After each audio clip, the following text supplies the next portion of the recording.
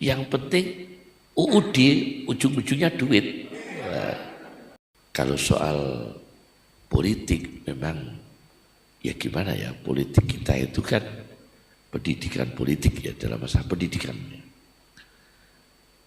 Pendidikan politik kita ini kan paling aneh sedunia. Cuma program-program seperti itu hati-hati. Saya tidak berprasangka buruk dengan dinas pendidikan. Tidak berprasangka buruk. Tapi saya waspada, Pak. Hak saya, hak kita untuk waspada dengan program-program itu. Kenapa? Karena Indonesia telah terindikasi liberal. Kalau nggak ada liberal kita tidak khawatir. Tapi karena adanya liberalisasi di Indonesia, itu kita jelas khawatir dengan isu-isu seperti itu.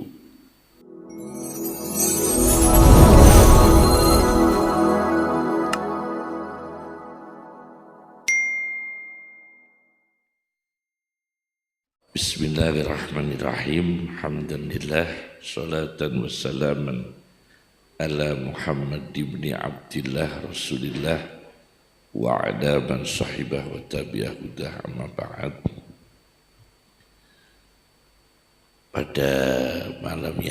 Pada pagi yang berkah ini kita akan memulai kajian sebuah risalah yang sederhana yang kami susun dengan tujuannya itu mengumpulkan dalil-dalil sufistik sebetulnya. Jadi ilmu tasawuf, ilmu sufistik yang selama ini menjadi pro kontra, apakah ini ada dalilnya atau tidak ada dalilnya, maka kami kumpulkan 40 hadis yang berkaitan dengan isu-isu sufistik tasawuf. Sebagai pengantar bahwa tasawuf itu sebetulnya sistem manhaj yang memang secara formal tidak ditemukan pada zaman Nabi terminologi tasawuf itu. Akan tetapi substansi dan nilai-nilai konkret itu ada pada zaman Nabi yang sesuai dengan tasawuf. Diberikan nama Nur ala Nur itu karena dalam Al-Quran itu ada manusia yang dari gelap menuju cahaya. Minat dulumat ilan nur. Dari gelap menuju cahaya. Dulunya jujur. Tapi setelah pegang uang tidak jujur. Nah ini dari gelap menuju cahaya. Dulunya orangnya itu tekun ilmu, studi ilmu, mengkaji ilmu, banyak membaca perpustakaan. Tapi setelah dapat dana riset, dananya diterima, risetnya enggak. Nah ini enggak riset, hanya terima dana. Uangnya diterima, risetnya enggak. Ini juga orang yang dari gelap menuju, dari cahaya menuju gelap. Dulunya itu orang yang dermawan, punya sisa makanan diberikan ke fakir miskin. Tapi setelah punya kulkas tidak pernah sedekah. Karena apa? Itu disimpan di kulkas 26 hari. Dulunya kalau ada sisa makanan, ada makanan sisa, ada mangga sisa, ada kuah sisa, dia bisa bersedekah pada orang lain. Tapi setelah punya kulkas malah nggak bisa sedekah. Ini juga dari cahaya menuju gelap. Yang kedua, dari gelap menuju cahaya itu kebalikan dari itu. Kata Al-Quran, minan nur ilad dulumat, minat dulumat ilan nur. Yang ketiga ini, dulumatun ba'duha fauqa ba'din. Gelap, di atasnya lagi gelap lagi.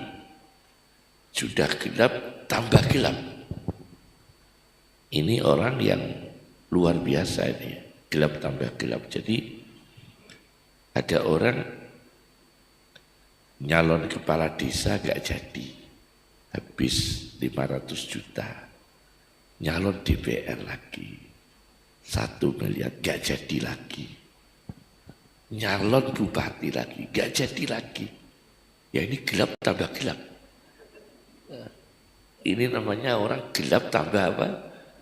Tambah gelap. Nyalon DPR gak jadi, ada keluar uang banyak ya. Nyalon ini lagi gak jadi lagi. Ada kok, saya punya kawan nyalon bupati itu 3 kali gak jadi. Sahabat saya nyalon bupati 3 kali gak jadi. Ya gelap tambah gelap ini ya. Dulumatun ba'duha fauqa ba'din.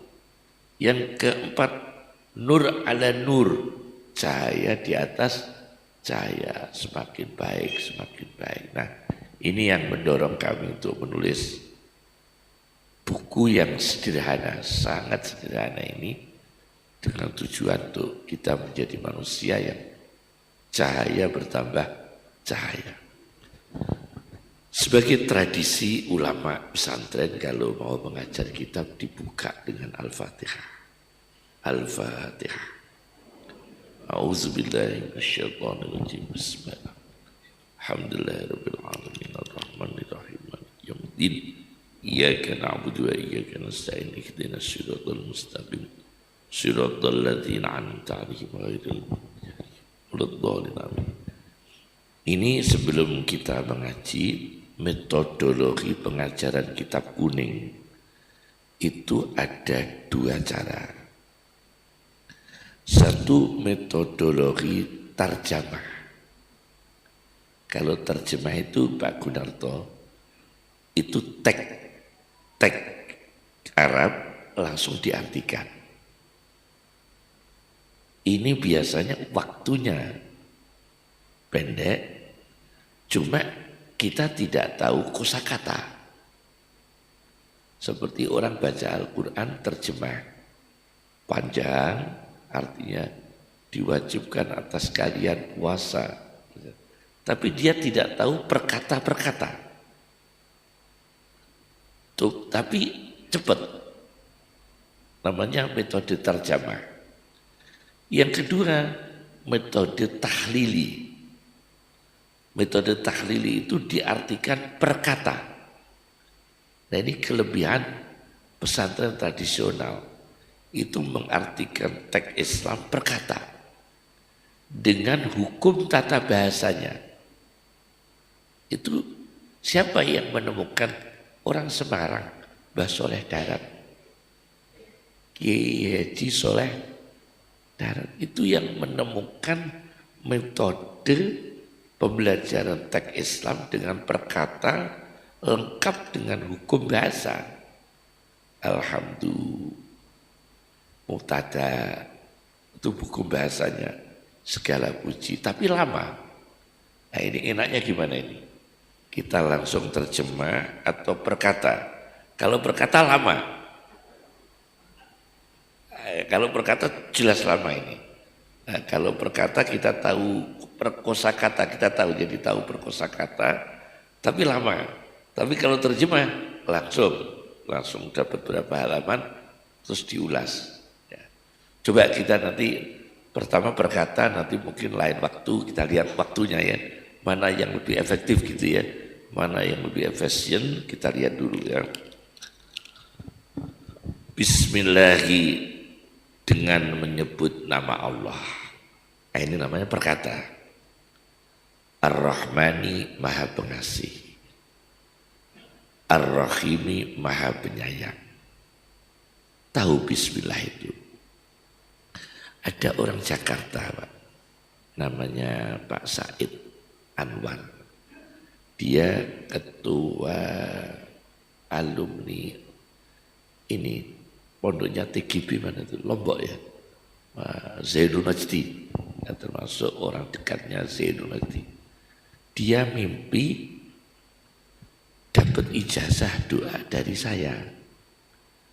Nah, saya sendiri nggak punya doa itu, tapi dia mimpi dapat ijazah dari doa dari saya. Adanya 3 sin dalam Fatihah. Di surat Al-Fatihah itu sinnya cuma 3 kali. Bismillah, sin pertama dengan menyebut nama Allah. Kemudian iyyaka na'budu wa iyyaka nasta'in. Kita mohon pertolongan, nasta'in. Sin kedua. Sin ketiga, as-siratal mustaqim, jalan yang lurus, mustaqim. Dengan nama Allah, minta pertolongan kepada Allah, dan jalan yang lurus, al-mustaqim. 3 sin dalam surat Fatihah. Sinnya cuma 3. Saya yang katanya mengasih doa, itu aja nggak pernah hitung. Kok dia dapat doa dari saya? Dia mimpi dapat doa dari saya, tapi saya sendiri baru tahu doa itu dari dia. Alhamdulillah, alhamdulillah. Alhamdulillah, segala puji lillahi milik Allah. Munzilin nur, yang menurunkan cahaya. Al-Mubin, yang jelas. Apa cahaya? Al-Qur'ani, Qur'an. Wassalatu rahmat, wassalamu keselamatan, ala nuri, senantiasa atas cahaya, al-amin, yang bisa dipercaya. Siapa cahaya yang bisa dipercaya? Muhammad. Kalau Al-Quran cahaya yang jelas, kalau Muhammad cahaya yang bisa dipercaya. Wa ala alih, dan atas segala keluarganya, wassahbi, dan sahabatnya. Baina aidihim, di hadapan mereka. Baina aidihim artinya apa? Di hadapan mereka. Ini kalau Bapak Ibu menulis, itu tambah pengalaman kosakata Arabnya. Baina aidihim, di hadapannya. Wa bi aimanihim, dan di sebelah kanan mereka. Sa'in, berjalan. An-nuru, cahaya. Al-makinu, yang kokoh. Jadi di sini ada 3 kata.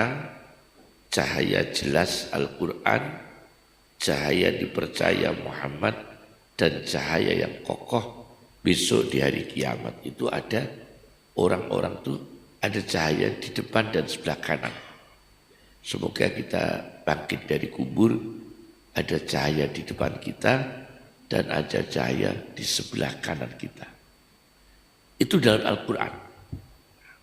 Amma ba'du, fayaqulul abdu, maka berkata seorang hamba, al-faqiru, yang membutuhkan. Fakir itu membutuhkan. Linuri Rabbih, pada cahaya Tuhannya.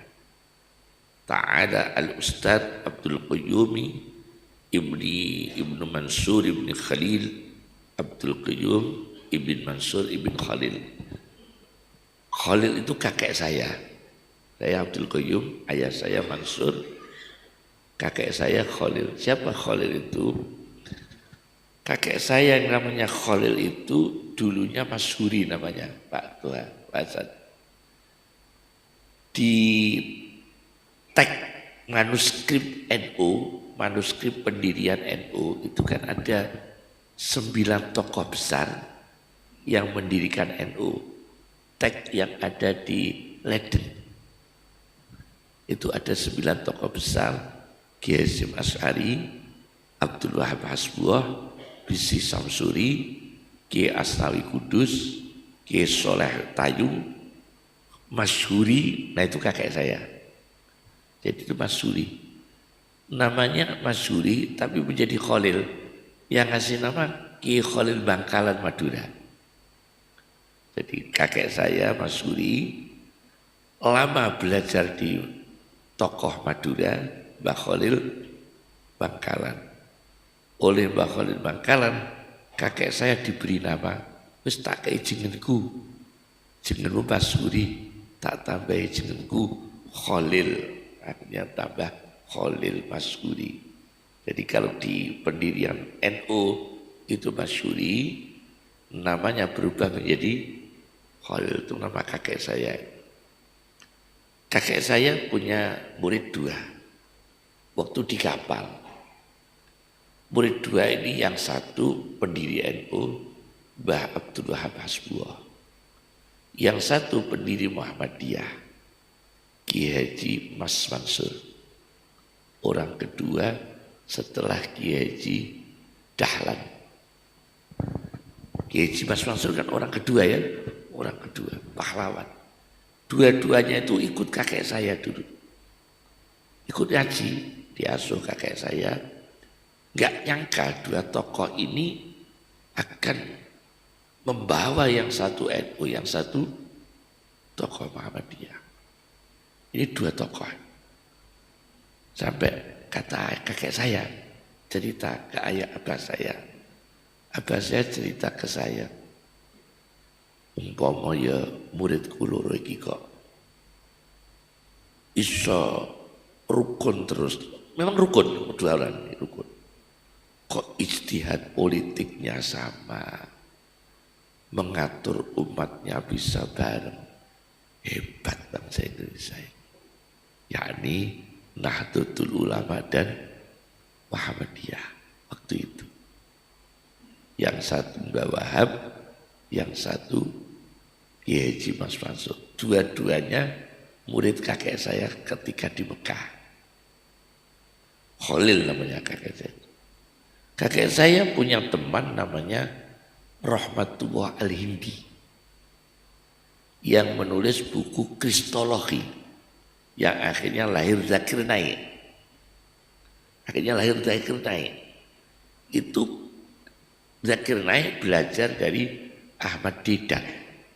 Ahmad Didat, Afsal, Afrika Selatan, Cape Town, dari Cape Town, untuk belajar tentang kristologi.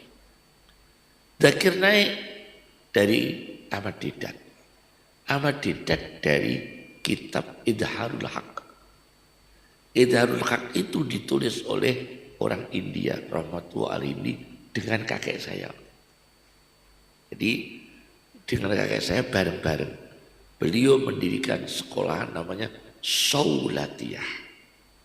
Saulatiyah akhirnya dipegang oleh Muhammad Yasin bin Isa Al-Fadani. Melahirkan alumni situ Mbah Maimun Sarang. Jadi Mbah Maimun Sarang alumni situ. Alumni Saulatiyah. Didirikan oleh Rahmatullah Hindi, temannya kakek saya. Nanti kita akan kupas dengan hubungannya dengan kitab ini. Karena itu saya menulis dengan banyak hubungan, banyak dorongan.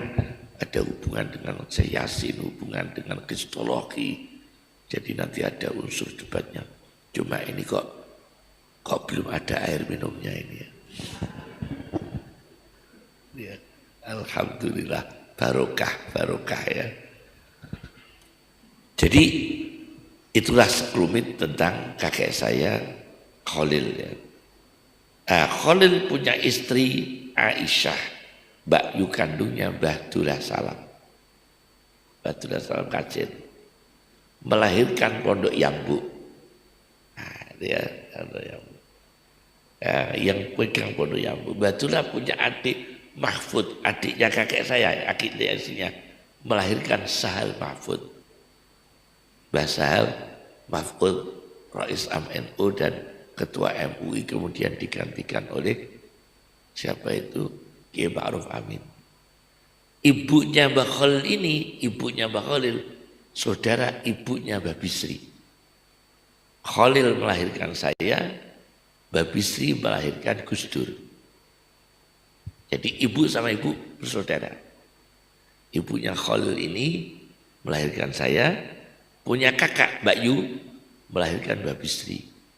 Mbah Bisri melahirkan ibunya Gus Dur. Nah, jadi apa nek ngarane?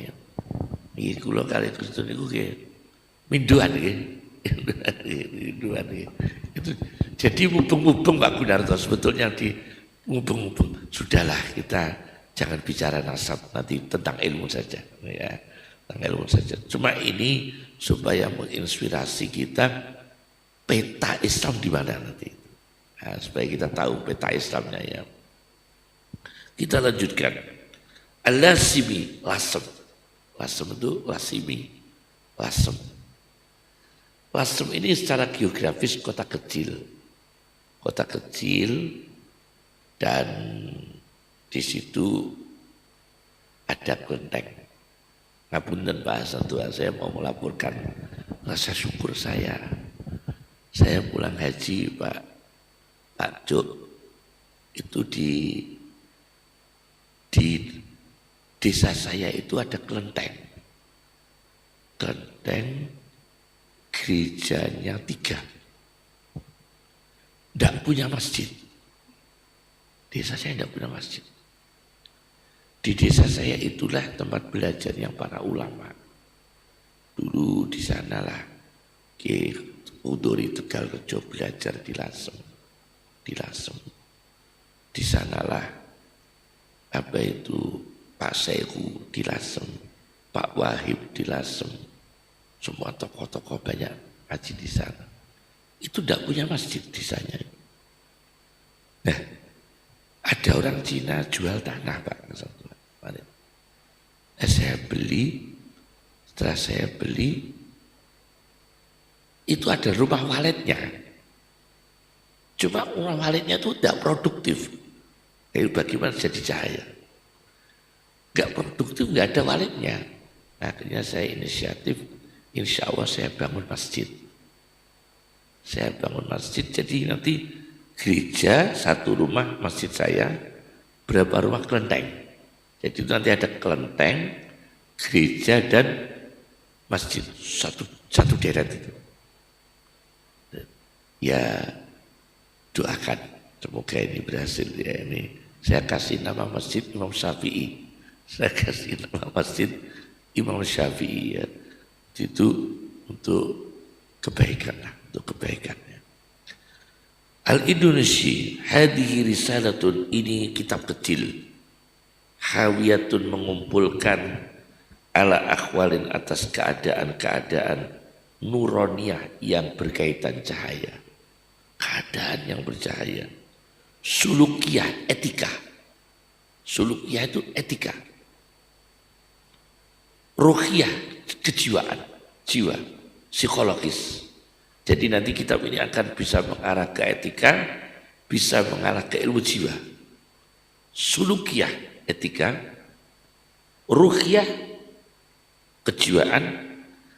Aklaniyah, logika, logis.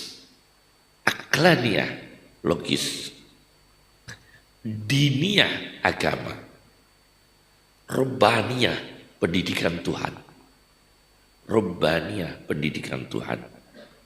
Mustamidah atau mustamaddah, yang diambil minal kitab, dari Al-Quran, was sunnah, dan sunnah. Jadi ini kita nanti akan ambil dari Al-Quran dan sunnah.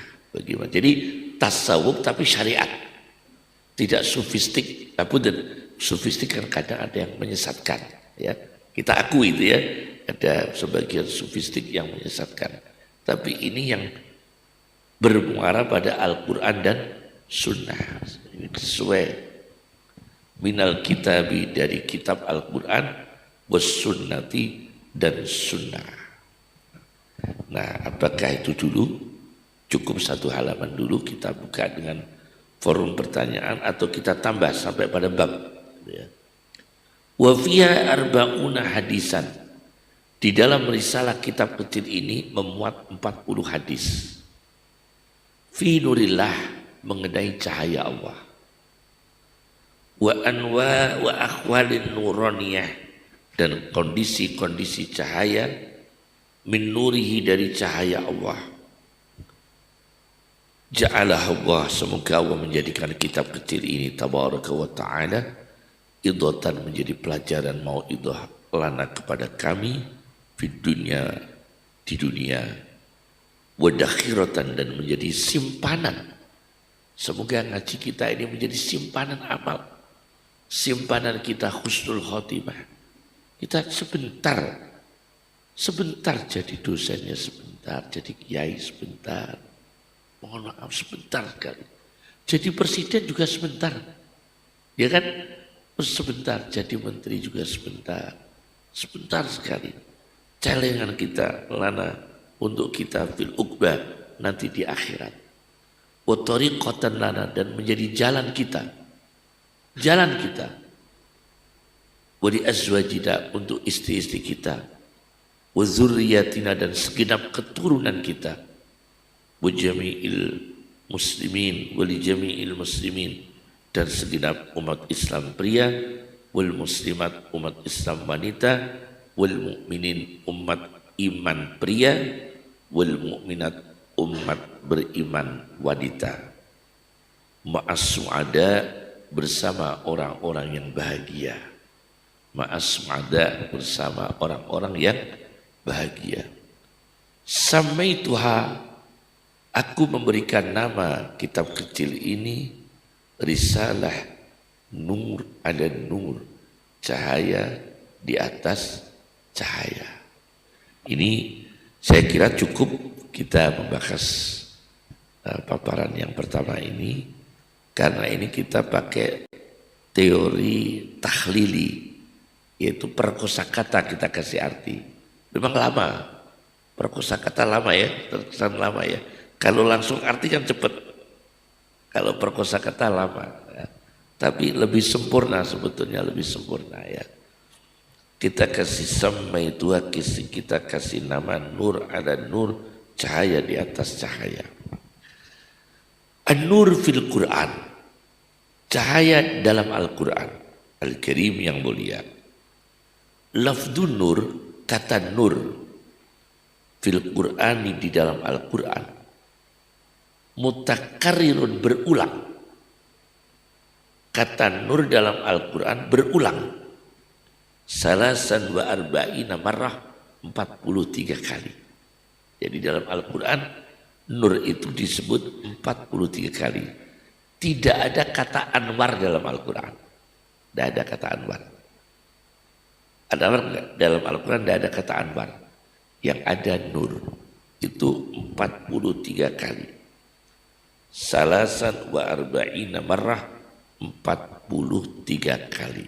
Nur dalam Al-Quran. Nanti nur dibagi, ada cahaya indrawi dan ada cahaya moralitas. Jadi cuma ini kita cukupkan sekian, bahwa Al-Quran menyebut kata nur itu sampai 43 kali. Kesimpulannya begini, pembukaan sebagai pembukaan, bahwa kitab yang kami susun ini adalah kitab yang berkaitan dengan etika, jiwa, logis, agama, pendidikan yang bersumber dari Al-Quran dan Sunnah. Gitu poinnya ya, poinnya begitu. Nah itu kita kembangkan. Apakah nanti kita kaji dari aspek jiwanya, dari aspek logikanya, aspek agama, dan kita kembangkan untuk ya sangu kita lah, sangu urip, paham ya?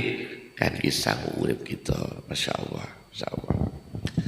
Oleh karena itu kami coba sebagai contoh ya, tentang cahaya berkaitan etika. Cahaya berkaitan apa? Etika. Ada satu buku Pak yang ditulis oleh Salim Bedwilan, orang Saudi, orang yang terkenal di YouTube. Ahmad Salim Bedwilan, sangat terkenal, penulis produktif Arab Saudi. Itu bicara tentang etika. Ada orang penyanyi ya, rockers yang sering juket-juket di atas panggung, auratnya terbuka. Tapi ketika itu dia masih pakai kain. Nah dia mati di atas panggung. Dia mati di atas panggung. Begitu mati di atas panggung, kainnya ini membuka. Ditutup tidak bisa. Ditali tidak bisa. Auratnya terbuka. Akhirnya diturunkan dari panggung, ditutupi lagi, dimandikan, ditutupi, buka lagi. Dikasih kafan, tali, dipaku, diapakan, buka lagi. Dijahit, buka lagi. Tidak bisa nutup. Ya terpaksa akhirnya ini orang dikubur dalam keadaan telanjang. Nah ini terjadi. Nah etika Pak, karena membuka aurat. Kaum nudis. Agama bicara bahwa manusia turun ke bumi itu potensi yang disebutkan satu, permusuhan. Manusia begitu turun ke bumi itu bermusuhan. Lihat teks Al-Quran. Ba'dukum li ba'din aduun. Kamu turun ke bumi Adam, nanti keturunanmu satu sama lain bermusuhan. Itu potensi. Setelah itu baju. Ketika Adam turun ke bumi, ya bani Adamah, qad anzalna alaikum libasan. Aku turunkan baju bagimu. Berarti baju itu untuk kehormatan manusia. Menutup aurat itu kehormatan bagi manusia. Nah, etika ini perlu menjadi kebanggaan umat Islam. Bahwa umat Islam ini dalam berbusana adalah paling terhormat, paling baik, paling bisa menutup aurat. Secara subjektif tetap masih ada umat Islam pakai jilbab, akhlaknya nggak baik, ya tetap ada kalau begitu. Tetapi untuk baju muslim ini, desain baju muslim ini, itu baju yang sangat menjaga kehormatan umat Islam. Itu contoh cahaya etika. Kemudian cahaya logika. Ini cahaya logika. Ini terkait perang Israel. Karena ini perang Israel ya. Perang Palestina. Ada orang Muslim di penjara Israel. Penjara Israel, seorang petani di penjara. Nah, di kampung halamannya itu waktu tanam kentang. Tanam apa? Kentang. Kentang itu bahasa Arabnya apa? Batoto. Batoto ya? Ya. Kentang itu bahasa Arabnya itu batoto. Kalau nanas itu bahasa Arabnya ananas. Kalau nanas itu bahasa Arabnya ananas. Duren adurin. Iya. Duren aduren. Tomat atomat. Tapi kentang batoto. Nah ini orang di penjara sama Israel, dia petani. Kampungnya waktu tanam apa? Kentang. Butuh ngeluku. Tahu ngeluku ya? Butuh macul, butuh ngeluku. Tidak punya biaya. Tidak punya biaya. Akhirnya orang yang di penjara ini kirim surat. Di penjara sempat kirim surat kepada anaknya. Jung, iki surat kok bapak. Ning kebune bapak iku banyak senjata. Di bawahnya itu banyak apa? Senjata. Surat dikirim, ketahuan tentara Israel. Suratnya itu ketahuan tentara Israel. Wah, ketahuan bahwa tanah itu banyak menyimpan senjata. Wah, akhirnya tentara Israel dikerahkan macul di sana. Kan tadi dia butuh macul, tidak punya uang. Paham saja? Akhirnya tentara Israel ini dikerahkan sama Israel, datang ke lahannya bapak tadi, macul, wabeh, mencari senjata yang tertanam. Ternyata tidak menemukan senjata. Terus pulang, bapak kirim surat, wes cung, wes dipaculi tentara, alhamdulillah. Ini pernah terjadi ini. Ini etikanya orang yang cerdas. Cerdas, tidak punya biaya tapi tanpa biayaan. Ya. Ini orang yang cerdas. Pernah terjadi itu di Israel. Ditulis dalam buku itu. Akhirnya tentara Israel disibukkan maculi lahan tadi. Dan berkah. Nah ini umat Islam harus punya Pak.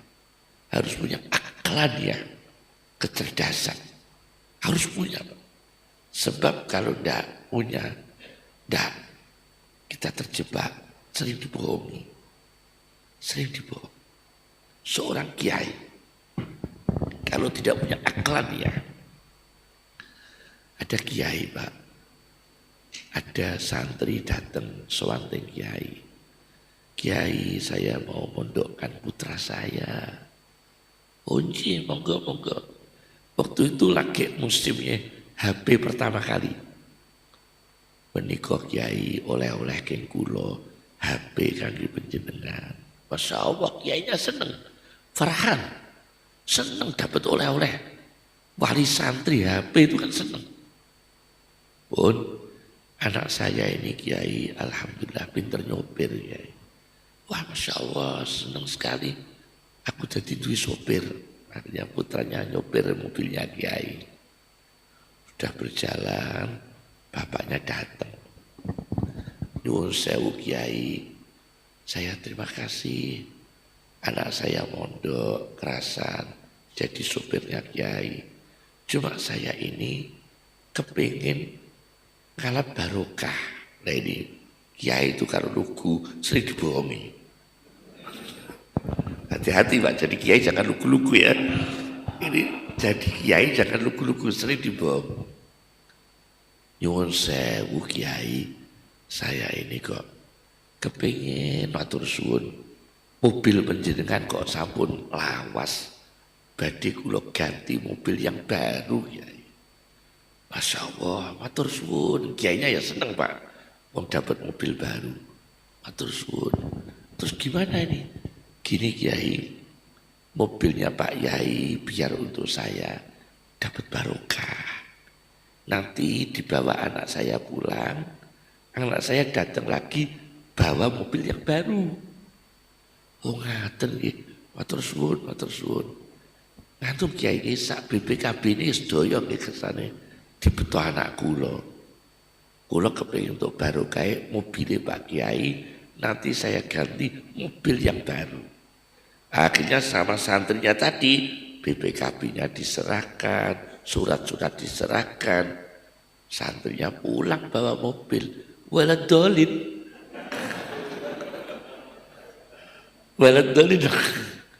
amin ya. Akhirnya nggak datang santrinya ini. Lah ini kiai yang lugu ya gini ini. Ini soal mobil loh, belum politik loh.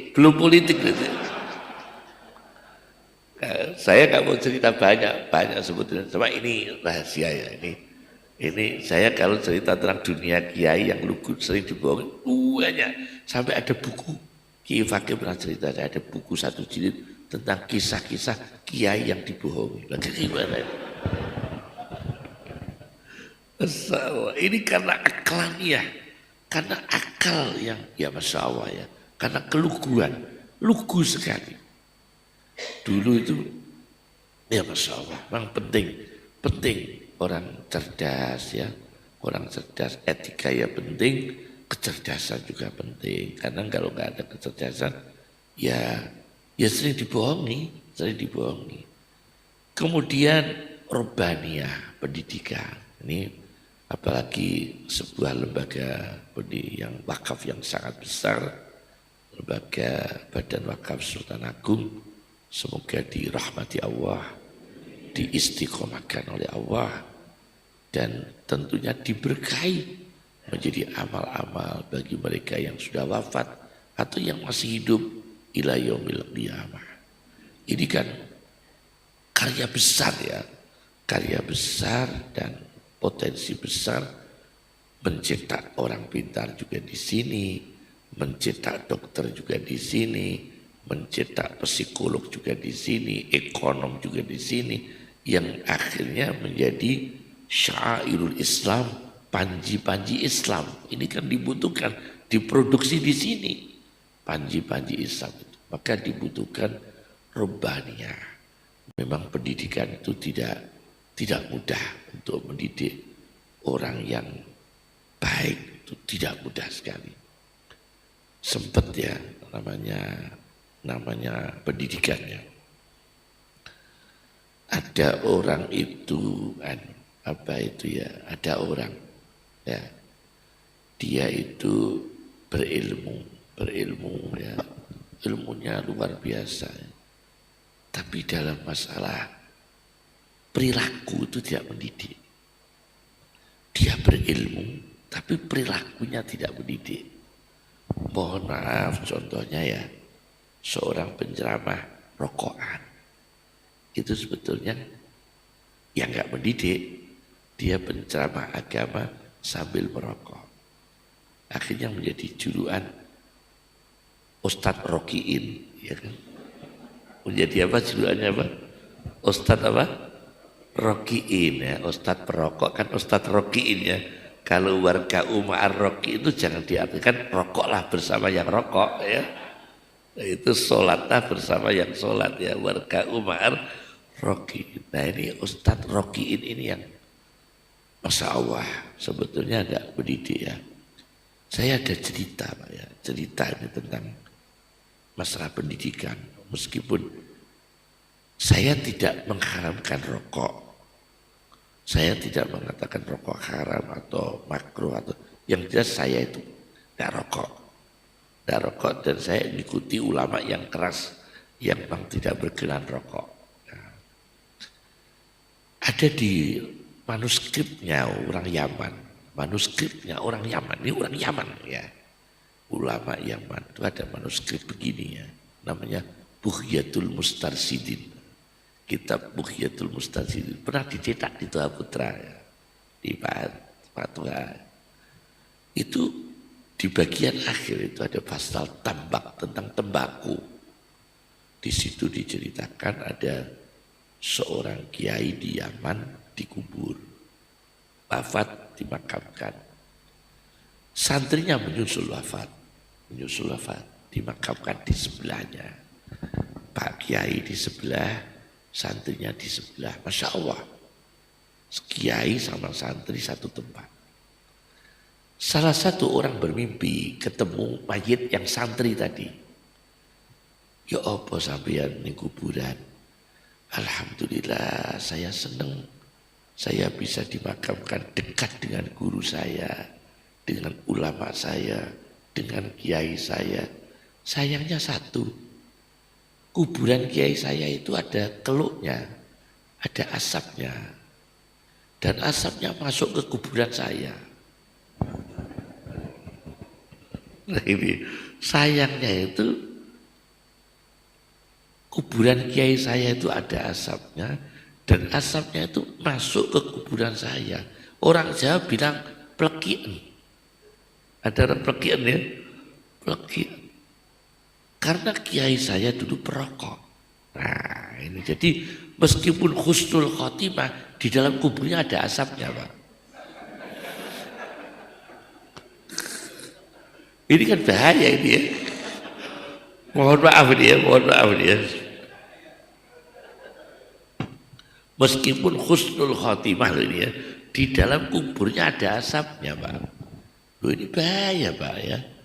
Masya Allah, ini pendidikan. Jadi jangan kita ngaji merokok. Tapi Pak Azim Muzadi pernah cerita ke saya pribadi. Waktu di Lamongan kita ngisi bareng dengan Pak Azim Muzadi. Waktu itu Pak Azim Muzadi sudah tidak ketua PBNU. Beliau cerita ke saya, Gus dulu itu Kiai Kediri. Kiai Kediri itu ijma. Ijma itu sepakat bahwa rokok itu haram. Kediri itu pusat ilmu. Kata ayah saya, putaran ilmu agama Islam itu di Kediri. Artinya dulu Kediri. Insya Allah banyak orang berilmu, ulamanya banyak sekali. Kediri itu sepakat rokok itu diharamkan sama Kiai Kediri. Ternyata ada pengusaha rokok angkat bicara, nyuwun sewu Kiai, kalau rokok diharamkan, gedung NU nggak selesai.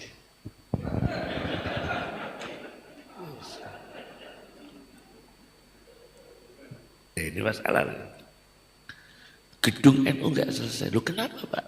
Saya ini pengusaha rokok Kiai, yang membiayai pembangunan gedung NU. Nah ini kalau diharamkan, rokok saya nggak produksi, ya nggak selesai gedung NU ini. Akhirnya Kiai musyawarah lagi. Ini cerita ini ya. Ini cerita fakta loh. Saya nggak nambah-nambahin ya. Nggak nambah-nambahin. Ini masalah pendidikan. Akhirnya cerita itu Pak Azim Muzadi. Akhirnya Kiai Kediri adalah kita musyawarah lagi. Akhirnya dikeluarkan fatwa rokok tetap haram kecuali mereknya orang ini. Nah ini pernah terjadi ini ya. Masya Allah. Nah ini gimana ini ya. Kita tidak tahu. Ini banyak cerita-cerita begitu ya. Ini rahasia. Jangan di YouTube kan. Jangan di YouTube kan. Jangan di YouTube kan ini ya.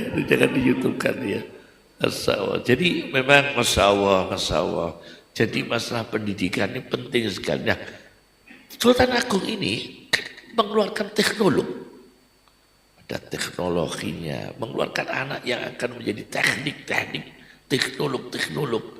Menciptakan produksi anak-anak sini. Maka diberikan pembelajaran produksi industri-industri yang cocok dengan syariat. Ya, industri-industri yang cocok sesuai dengan syariat. Sangat mungkin punya industri obat-obatan sendiri. Sangat mungkin. Ini penting sekali. Sultan Agung punya industri farmasi sendiri, obat-obatan sendiri. Punya paten obat sendiri. Ini kan penting sekali itu. Melihat obat-obatan yang dari luar itu mahal semua. Kalau ke Mekah itu Masya Allah, obat mahal Pak. Mahal. Matur suwun Pak Direktur Rumah Sakit, kula haji disangoni obat kathah dari rumah sakit. Wah, matur suwun sangat kalau dokter jantung situ. Dan kula haji disangoni obat saya ini. Matur suwun saya. Di sana mahal sekali obat di Mekah. Mahal semua karena obatnya Amerika semua. Mahal sekali. Dan Sultan Agung tidak menutup kemungkinan punya industri obat-obatan. Tidak menutup kemungkinan. Farmasinya sudah ada, kedokterannya sudah ada. Nah ini industri yang mendidik. Industri yang mendidik. Jadi kajian Nur ala Nur itu nanti bisa macam-macam. Terus pokoknya mulak-balik lah, mulak-balik. Jadi bisa macam-macam. Itu tadi terkait dengan isu pendidikan. Jadi ulama harus mendidik ya, ulama mendidik. Memang isu pendidikan ini penting sekali, apalagi sebuah lembaga besar seperti Sultan Agung ini yang menjadi harapan umat Islam yang termasuk badan wakaf yang besar yang sangat-sangat dibutuhkan keintelektualannya ikut mendermakan, berkhidmah untuk agama, bangsa dan negara. Diarahkan ke sana. Kalau soal politik memang ya gimana ya, politik kita itu kan pendidikan politik ya, dalam masalah pendidikan. Pendidikan politik kita ini kan paling aneh sedunia. Paling aneh sedunia. Karena apa?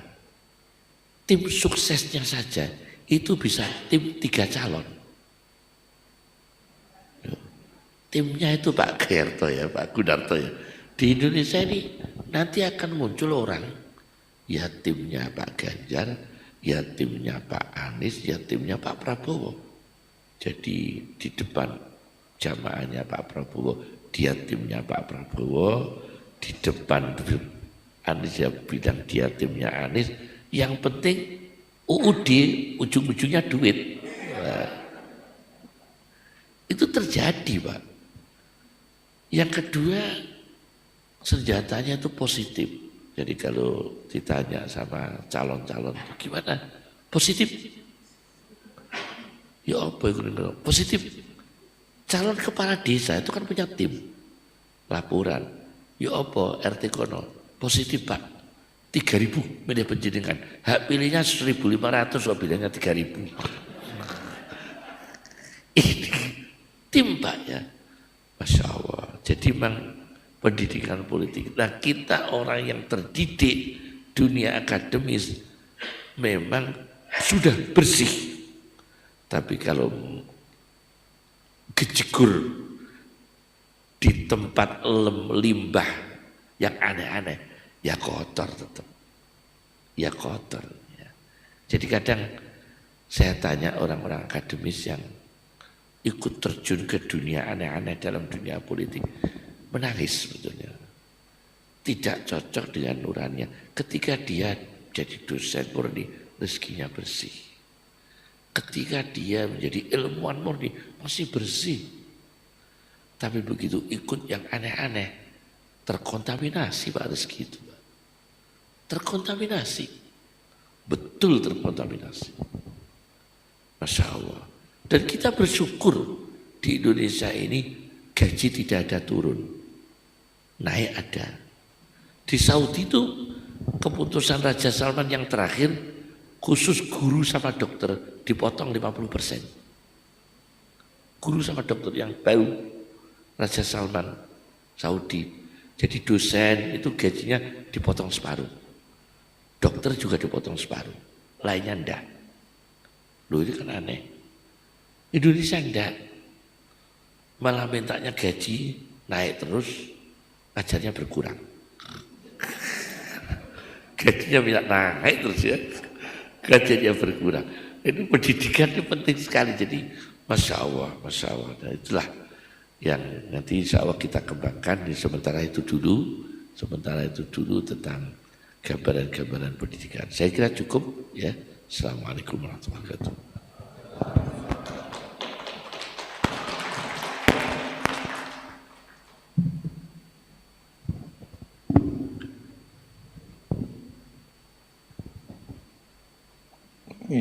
Terima kasih Gus Koyum.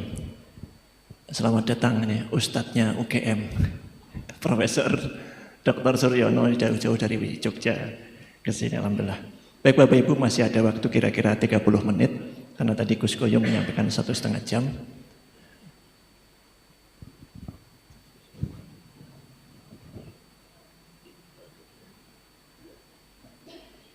Baik, 2 orang penanya kalau ada, sehingga nanti insya Allah bisa diefisienkan waktunya.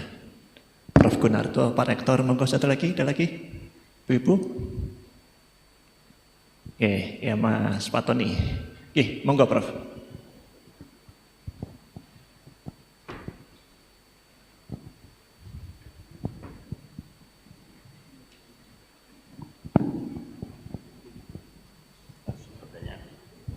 Bismillahirrahmanirrahim. Assalamualaikum warahmatullahi wabarakatuh. Gus Koyum ini temanya kitabnya Nur ala Nur. Saya baca sebuah hadis itu kayaknya penuh penjelasannya.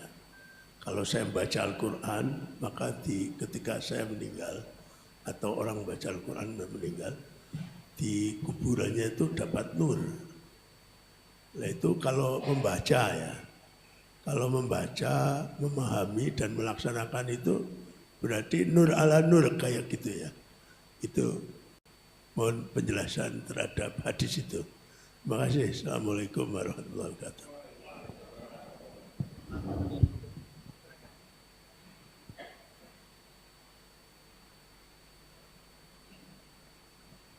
Baik, terima kasih. Yang ingin kami tanyakan kepada Gus Koyum kaitannya tadi dengan etika dan pendidikan. Kebetulan saat ini kami bergerak di bidang pendidikan. Nah, kaitannya dengan pendidikan saat ini di Indonesia ini sedang menerapkan kurikulum merdeka gitu. Nah, kurikulum merdeka ini implementasinya di lapangan itu sering terjadi seperti salah penafsiran, sehingga siswa dibuat merdeka, kemudian dia kadang etikanya menjadi berkurang. Dan sekarang Gus, guru juga mendidik anak-anak ini berhadapan dengan kriminal. Jadi ketika guru berbuat sesuatu yang tujuannya tadi untuk mendidik etika anak-anak, dikriminalkan. Di beberapa kasus itu ada guru yang memerintahkan sholat dituntut 50 juta. Ada guru yang menegur anaknya terlambat diketapel matanya begitu. Nah ini untuk menghadapi fenomena seperti ini itu bagaimana Gus? Terima kasih. Pertama pertanyaan sahabat kami Bapak Profesor Dr. Gunarto, dan pertanyaan yang kedua itu malah yang menjawab Pak Profesor itu. Ya. Jadi tentang di manfaat bacaan Al-Quran, amalan Al-Quran, khususnya di alam barzah. Jadi alam itu ada 3. Alam dunia sekarang ini, definisi dunia itu kalau teologi Sunni ya, teologi kita, ruang antara langit dan bumi ini dunia. Jadi kita di pesawat itu masih dunia. Jadi ruang antara langit dan bumi itu dunia namanya. Itu definisi dunia menurut versi Islam. Kemudian yang kedua adalah barzah. Barzah itu artinya sekat. Sebetulnya barzah itu artinya sekat. Barzah itu sekat yang memisahkan antara dunia dan akhirat. Perbedaannya itu bukan hanya kondisi alam, tapi hukum-hukum yang ada terkait dengan alam seperti geologi, kemudian geografisnya itu tidak berlaku di alam barzah. Tidak berlaku Pak. Geologis tidak berlaku. Geografi dan geografis tidak berlaku. Kalau di bumi, di dunia masih berlaku dengan izin Allah. Tapi kalau di alam barzah tidak berlaku. Seperti contoh, ditemukan sebuah kuburan, begitu dikubur orangnya yang sangat solih, ternyata menjadi lorong yang panjang. Yang disabdakan Nabi, diluaskan. Nah, ini tidak bisa diriset. Alam seperti ini tidak bisa diriset. Itu dogma agama yang diinformasikan oleh Nabi Muhammad SAW. Nabi kita menginformasikan ada kubur yang dilapangkan oleh Allah. Ini lapang sekali, sampai memanjang sekali. Padahal kita menggalinya cuma standar kuburan. Nah kemudian terkait dengan cahaya, lampu, itu tidak bisa Pak, difisikakan tidak bisa. Yang enggak ada PLN yang menyalurkan listrik ke dalam kubur itu tidak ada. PLN mana yang menyalurkan listrik ke alam kubur? Yang enggak ada. Tapi nyatanya ada cahaya dalam kubur. Ada cahaya dalam kubur. Hukum fisika enggak bisa Pak. riset tidak bisa, teknologi tidak bisa. Kemudian jenis binatang juga tidak bisa dijangkau. Zoologi tidak bisa dijangkau karena itu binatang siksa, beda. Jenis binatangnya juga beda. Kemudian apinya juga beda. Ini pernah ditemukan sebuah kejadian di Arab Saudi, di wilayah mana itu, Ahsa. Ahsa itu Arab Saudi ya, Ahsa. Di wilayah Ahsa itu ada pengusaha Pak, pengusaha sandal. Mohon maaf, pengusaha sandal ini tidak punya istri, tidak punya anak, tidak punya saudara, tidak punya orang tua, kaya raya. Tapi kikir dia. Dia mengakumulasi uang, diwujudkan dalam bentuk permata, emas, berlian, tumpuk-tumpuk emas. Ini ada bukunya, dibahas dalam satu buku itu ya, kejadian ini. Akhirnya dia sebelum mati itu mikir takut kalau emas-emas nanti dicuri tetangga. Mumpung belum dicuri, ditelan satu-satu. Sama orang ini, orang Arab Saudi ini. Jadi Masya Allah, saking kikirnya ya, ditelan satu persatu dengan pelumas pakai minyak gas, zait, pakai minyak gas. Celupkan, telan, gelang, anting-anting, cincin, itu ditelan satu persatu. Akhirnya keracunan Pak.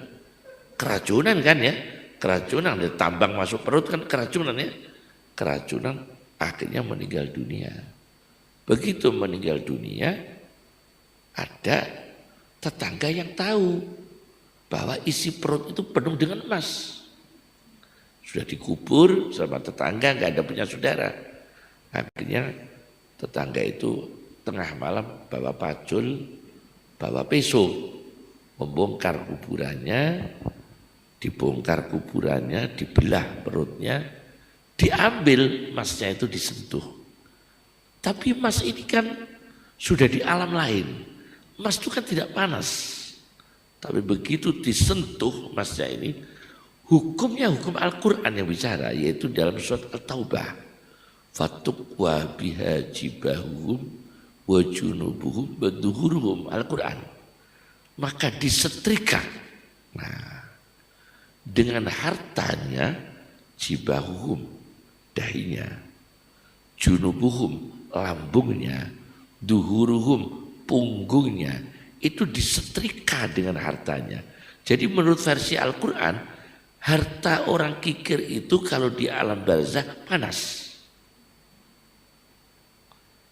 Menjadi panas. Karena tidak disedekahkan, tidak diwakafkan, tidak dizakatkan. Menjadi panas. Akhirnya disentuh oleh tetangga itu mau mencuri, tangannya terbakar. Terbakar dan seumur hidup panasnya nggak bisa hilang. Karena bukan panas bumi, bukan. Bukan panas dunia, sudah di alam barzah. Berarti beda. Nah ini ya beda ya. Ini dalam versi azab, versi siksa. Kemudian dalam versi pahala juga beda. Dalam versi pahala juga beda.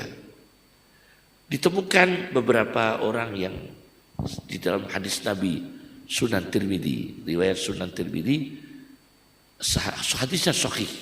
Jadi ini ada data-datanya Pak Gunarto. Ada hadis sahih, seorang sahabat Nabi bersama teman-temannya mendirikan kemah, mendirikan tenda. Ternyata di bawah tenda itu kuburan. Di dalam kuburan itu terdengar orang baca Al-Quran.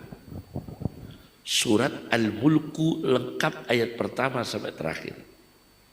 Nah, di dalam kuburan itu oleh sahabat Nabi, Masya Allah didengarkan dengan seksama, jelas sekali di dalam bumi itu mayitnya membaca Al-Quran, surat apa?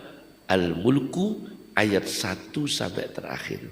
Kemudian kejadian ini dilaporkan kepada Muhammad Rasulullah SAW. Oleh Nabi kita mengatakan, memang surat Al-Mulku adalah penyelamat siksa kubur. Nah, berarti ada. Memang surat Al-Mulku adalah penyelamat siksa kubur. Jadi memang surat Al-Quran itu berfungsi sebagai cahaya penyelamat. Penyelamat dari siksa kubur. Dan itu direkomendasikan oleh Nabi Muhammad sendiri Sallallahu Alaihi Wasallam. Nah, masuk dalam kubur dibacakan. Nah, kemudian amalannya apakah menjadi tambah cahaya? Tentunya, karena amal dengan membaca beda. Membaca Al-Quran 1 poin, mengamalkan Al-Quran 1 poin, memahami Al-Quran 1 poin, beda-beda poin. Maka tambah poin, tambah cahaya dalam kuburnya. Itu penting sekali. Maka kalau siapa ini? Kalau sekarang ini kan sudah ada bukuan ya, buku Mukjizat Al-Quran versi ilmu. Ya Pak Direktur Rumah Sakit ya. Ada mukjizat Al-Quran terkait biologi, mukjizat Al-Quran terkait fisika, mukjizat Al-Quran terkait hukum. Itu karangannya siapa ini? Siapa dulu itu? Ya tokoh hukum yang sudah Komnas HAM dulu, siapa itu?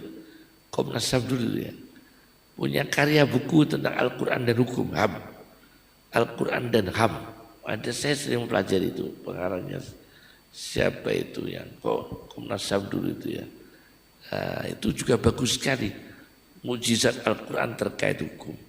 Jadi menjadi cahaya, betul-betul menjadi cahaya. Nah ini saya kira cukup jawaban itu ya, cukup. Kemudian terkait dengan isu pendidikan dengan apa tadi itu, merdeka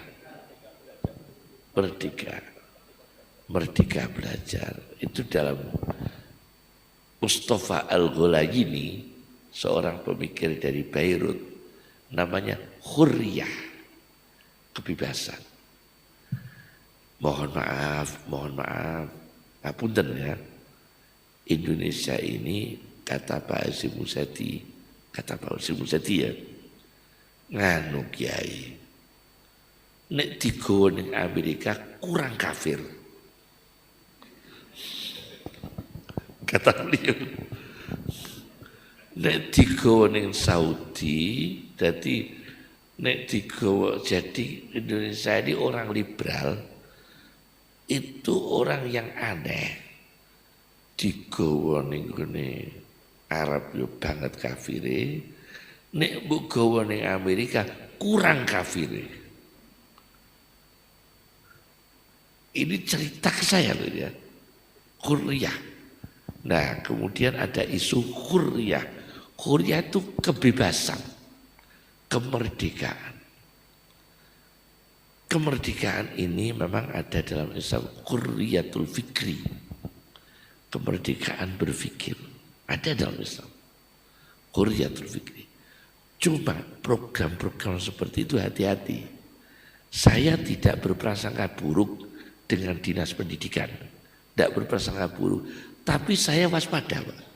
Hak saya, hak kita untuk waspada dengan program-program itu.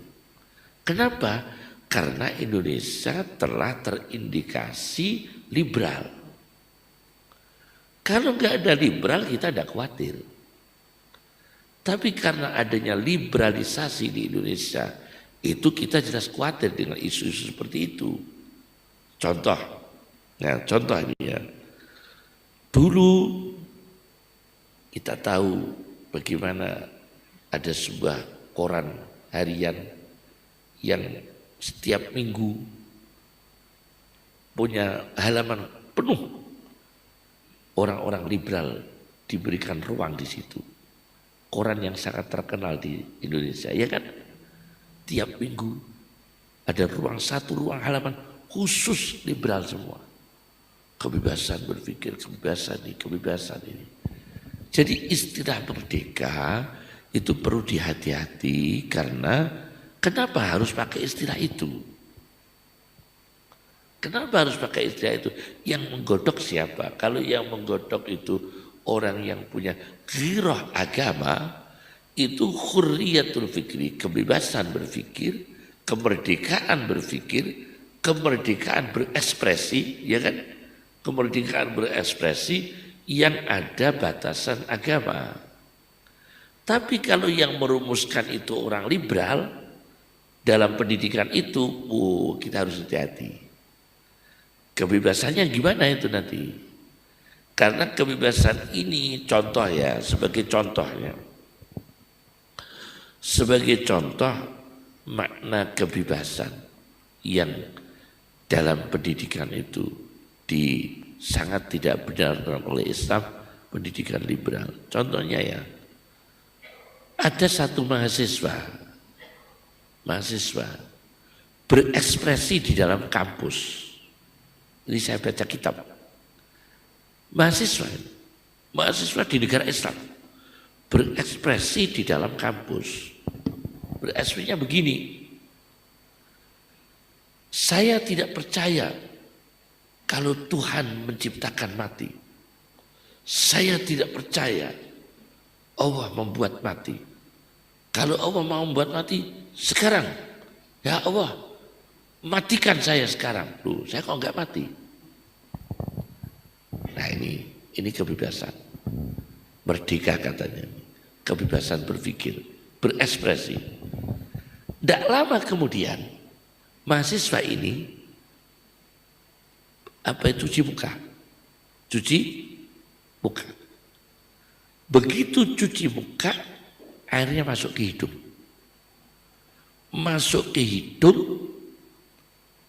Masuk ke telinga. Mohon maaf, masuk ke telinga.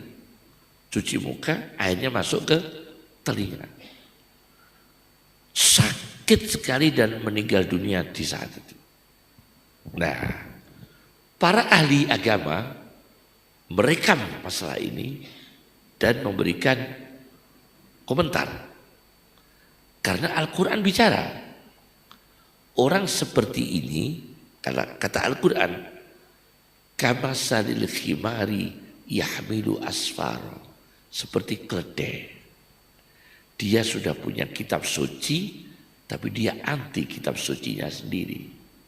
Dia punya agama, anti agamanya sendiri. Dia punya Al-Quran, ingin bebas, anti Qurannya sendiri. Dia punya Nabi, ingin merdeka, anti syariat sunnah Nabi sendiri. Kata Al-Quran, ini orang seperti keledai. Ternyata dalam ilmu zoologi, dalam ilmu binatang, keledai ini kelemahannya adalah air yang masuk dalam telinga. Kuda itu kalau mau dibunuh, cukup air digerojokkan di telinganya, mati kuda itu. Keledai itu kalau dibunuh, airnya dimasukkan dalam telinga, mati keledai itu. Orang ini mati karena airnya masuk ke dalam telinga. Persis yang diinformasikan Al-Quran seperti keledai orang ini. Nah ini terjadi. Maka saya komentar begitu. Kalau istilah kemerdekaan ini kemerdekaan siapa yang merumuskan? Kemudian pendidikan ekspresi, kebebasan berekspresi. Nanti siswa-siswi bebas. Kan kasihan, bahaya sekali. Karena berekspresi. Apalagi pendidikan seks itu bukan melalui jalur agama. Mengertikan seks itu yang benar kan jalur agama sama medis, sama dokter ya. Sama orang-orang medis menjelaskan bahayanya hubungan bebas bagaimana, bahayanya pergaulan bebas bagaimana. Itu harus dijelaskan. Nah kalau pendidikan untuk merdeka dalam pembelajaran itu bisa aspek ilmiahnya. Kalau aspek ilmiahnya nanti filsafat-filsafat yang merusak akidah bahkan tidak menutup kemungkinan filsafatnya orang ateis masuk nanti. Karena disuguhi filsafatnya orang ateis, sosialis, materialistik masuk dari kecil, mulai dari kecil. Kemudian kebebasan berekspresi merusak akhlaknya. Kebebasan beribadah, agamanya campur-campur. Nah ini kasihan, akan menyesatkan.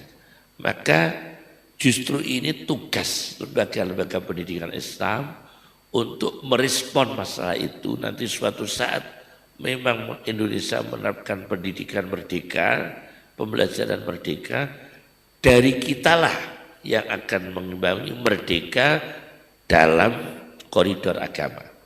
Merdeka dalam batasan agama. Hurriyatul fikri tapi batasan agama. Nah, bagaimana caranya? Tentu itu kembali kepada politik. Karena annas ala dini mulukihim. Manusia itu tergantung agama penguasanya. Kalau penguasanya liberal, maka dia akan memaksakan semua pendidikan akan diliberalkan karena berkuasa. Kalau penguasanya Syiah seperti Iran, ya akan disiakan semua mata pelajaran. Kalau penguasanya ini Sunni, ya akan disunikan semua pembelajarannya. Kalau penguasanya itu Ahmadiyah misalnya, ya akan diahmadiyahkan seluruh kurikulumnya dalam bidang agama. Karena manusia itu tergantung agama penguasanya. Nah, dalam persoalan ini memang diharapkan umat Islam yang ada di legislatif khususnya untuk mengawal bangsa ini memaknai merdeka jangan sampai liberal. Ya merdeka ditafsirkan hurriyatul fikri standar agama, standar syariah. Jadi kalau untuk bagaimana caranya kembali kepada orang yang punya wewenang di sana, yaitu orang-orang yang ada di politik. Nah sayangnya ini, ya mohon maaf ya, kalau annas ala dini mulukihim itu cuma kan fi qulubihim atau fi amplofihim. Nah ini yang masalah. Agamanya ini fi qulubihim atau fi amplofihim. Di hatinya atau di amplopnya. Lah ini kalau agama di amplopnya bisa liberal. Bisa liberal. Kita mohon maaf ya, karena di Indonesia ini sudah ada indikasi, bukan sudah ada, sudah banyak liberal. Nyuwun sewu kalau diizinkan nyebut nama. Dulu alumni kakek saya itu kan ada seorang yang diasuh kakek saya 5 tahun ikut kakek saya. Nah, orangnya alim dan sunni Pak, sunni. Setelah itu belajar ke Kanada. Kakek saya sudah meninggal ke Kanada.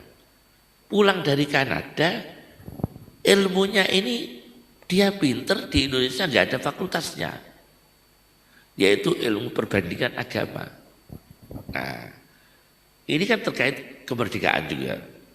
Dia belajar ilmu perbandingan agama di Kanada dari pesantren kakek saya. Pulang bingung, tidak ada fakultas perbandingan agama. Supaya laku dia buka karena dia berkuasa waktu itu menteri agama. Saya kira gak nyebut itu, tapi orangnya sunni loh sebetulnya. Tujuannya baik Pak.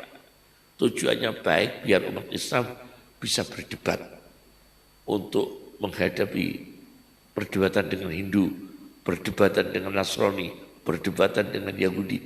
Tujuannya begitu, seperti dia pinter. Tapi setelah diterapkan di kampus perbandingan agama, bukan malah tahu agamanya sendiri, agama lain dia tahu, agamanya sendiri nggak tahu. Dia malah condong agama lain, bukan condong agamanya sendiri. Akhirnya begitu hasilnya. Abah saya nyuruh saya, abah itu loh, latih rasani Pak Hasan. Tak sayang loh, tak koncoku sijiku, kok Kanada, kok menerapno ngono iman-iman. Akhirnya terus gini gitu, umat kocar kacir. Dia pinter, akidahnya terjaga.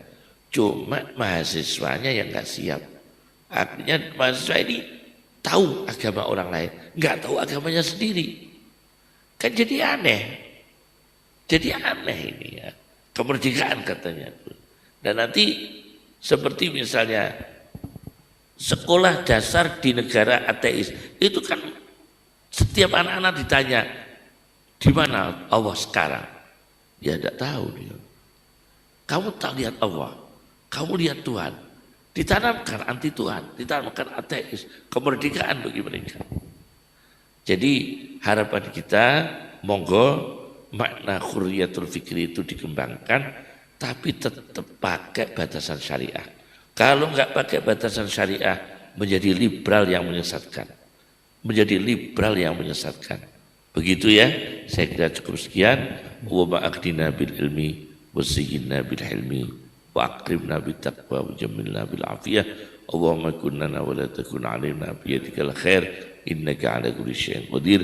Subhanaka Allahumma bihamdika asyhadu an la ilaha illa anta nastaghfiruka wa natubu ilaik wa akhiru da'wana alhamdulillahi rabbil alamin.